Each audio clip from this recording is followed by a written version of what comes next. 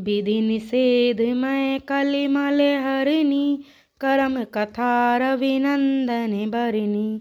हरि हरि कथा विराजति बेनी, सुनत सकल मुद मंगल देनी। विधि और निषेध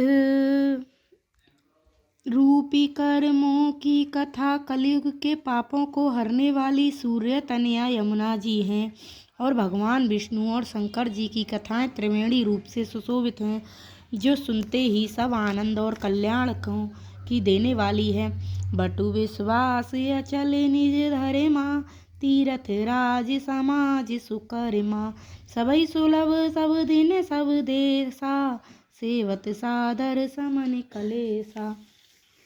उस संत समाज रूपी प्रयाग में अपने धर्म में जो अटल विश्वास है वह अच्युत है, और शुभ कर्म की ही उस तीर्थ राज का समाज है। वह संत समाज रूपी प्रयागराज सब देशों में सब समय सभी को सहस जही में प्राप्त हो जाता है, और आदर पूर्वक सेवन करने से क्लेशों को नष्ट करने वाला है। अकथ अलौकिक तीरथ राहु, देव सद फल प्रकट प्रभाव।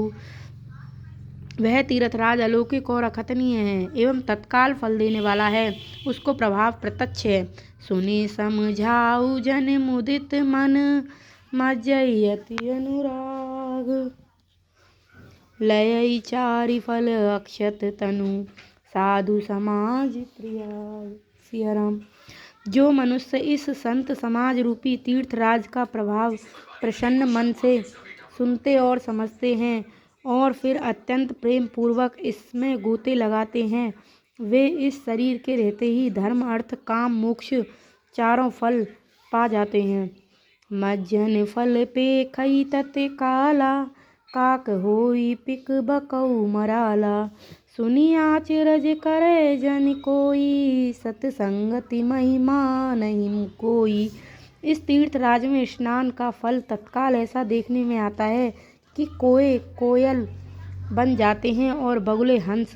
यह सुनकर कोई आश्चर्य ना करे, क्योंकि सत्संग की महिमा छिपी नहीं है। वाल्मीकि नारद घट जोनी, निज निज मुखनि कही निज होनी। जलचर थलचर नभचर नाना, जे चढ़ चेतन जीव जहाना। वाल्मीकि जी, नारद जी और अगस्त्य जी ने अपने अपने मुखों से अपनी होनी जीवन का वृत्तांत कही है। जल में रहने वाले, जमीन पर चलने वाले और आकाश में विचरने वाले नाना प्रकार के जड़ चेतन जितने जीव इस जगत में हैं, मति की रति गति भूति भलाई, जब जेहि जतन जहाँ जेहि पाई। सो जानव सतसंग प्रभाऊ, लोकऊ वेद नान्यो पाऊ।